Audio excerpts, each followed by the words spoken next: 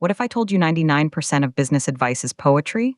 It makes you feel brave, it gives you slogans, it sells hope in bulk, but it doesn't build a business.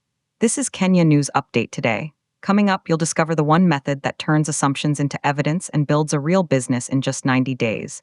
Meet Professor MarkAnthony Nze. He's not a motivational speaker, he's a business investigator.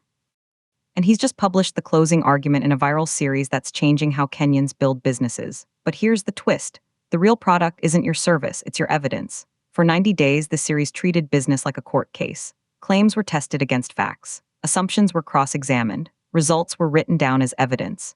The 90-day plan was framed not as motivation, but as a contract with reality. The market doesn't care what you meant, it cares what you can prove.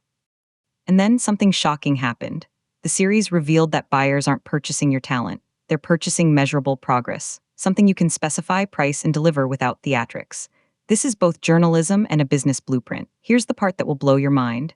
Your first real asset isn't a logo, a deck, or a fancy website. It's a record of buyer-validated pain, buyer-verified outcomes, and the smallest credible proof that you can deliver. That's your evidence stack. But here's what nobody's talking about. Early-stage businesses fail less from lack of intelligence than from lack of disciplined sequencing. The ability to move from idea to paying customer through steps that can be repeated and taught. That's the central spine of disciplined entrepreneurship. Markets are discovered through structured learning, not wishful building. And then, the epilogue dropped the biggest truth bomb. The real truth most founders avoid because it feels too sharp.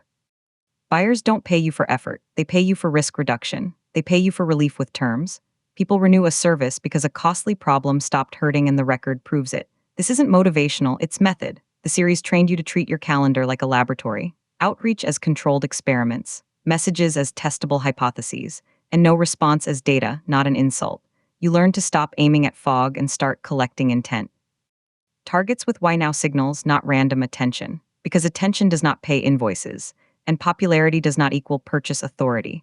So what does this mean for every Kenyan entrepreneur hustling in Nairobi, Mombasa, or Kisumu? It means a seismic shift. Some say this is cold and clinical. Others say it's the only proof that pays. The tension is real, but if business isn't about hope and hustle, what is it about? The verdict is in.